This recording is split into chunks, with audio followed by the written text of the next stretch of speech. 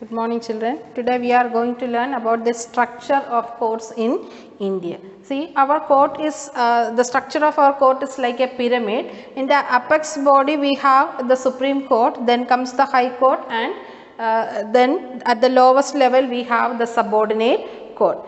So, the cases can be taken from the lowest court to the highest court through appeals. Usually you will be filing cases in the subordinate courts, and once you find the judgment is not correct, you can through appeal you can take the cases from the subordinate to the subordinate courts to the higher level courts. So, the subordinate courts are actually the district level courts, and at the state level we have a number of high courts, and as an apex authority we have the Supreme Court, where the decision taken is the final. So, we will move on to the Supreme Court. So, Supreme Court is the apex court in India, and it was established on 28th January 1950.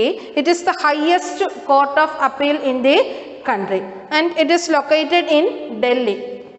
It is located in Delhi, and it is headed by the Chief Justice, and the Supreme Court is presided by the Chief Justice. It has Chief Justice and other 30 judges who are appointed by the President. The age limit is 65 years. They hold office up to about the age of 65, and before the tenure of their term they can be impeached. If any malpractice, anything is being proven, they can be removed before the expiry of their tenure.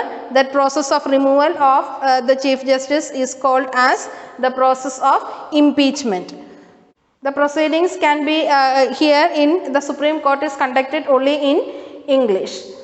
Now, all the other judges, I told Chief Justice and 30 other judges are the members of the Supreme Court. So, these 30 judges are also appointed by the President in consultation with the Chief Justice. So, the Supreme Court has, being the apex court, it has a lot of functions like original, a lot of jurisdictions are also there. It has certain original jurisdictions are there. Then appellate jurisdiction it has advisory functions, it has supervisory functions, it is also called as a court of record, and other than that it has a lot of administrative and judicial functions also.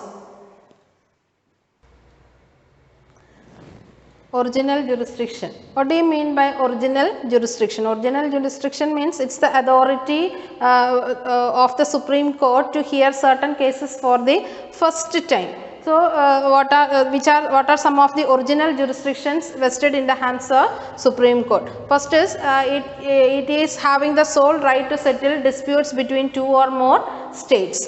Then it settles dispute which is being made by the central government or between one or more state government. All the disputes related to the validity of certain laws is being made or can be made only by the Supreme Court. It's one of the original jurisdiction of the Supreme Court.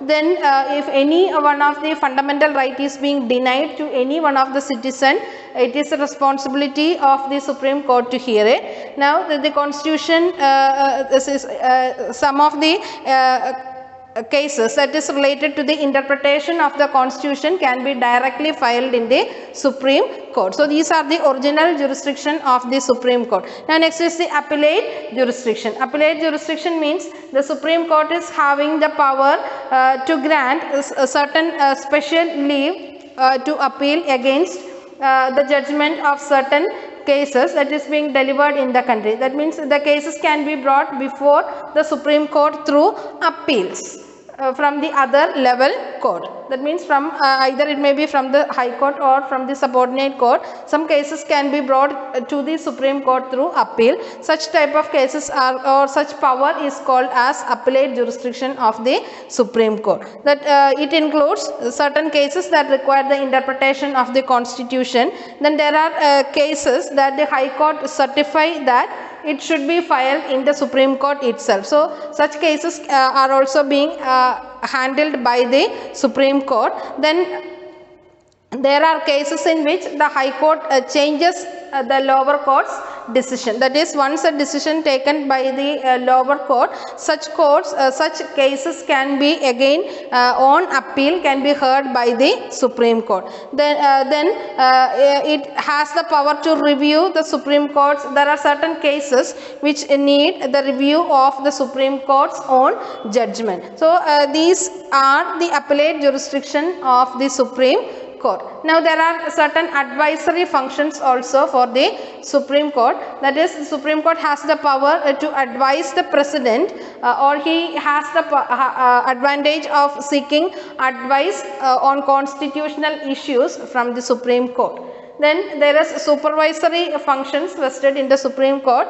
That means it has the power to supervise all the lower level court, that is the High Court and the subordinate court. Now the Supreme Court also acts as a court of record. So whatever proceedings are being handled by the Supreme Court, it is kept as a record in printed, so that the other lower level courts can refer can make a reference of all such cases. So these are the powers, that is the original, appellate, advisory, supervisory functions of the Supreme Court, which is the apex court of India. Hope you understood. The other two level courts you will be learning in the next class.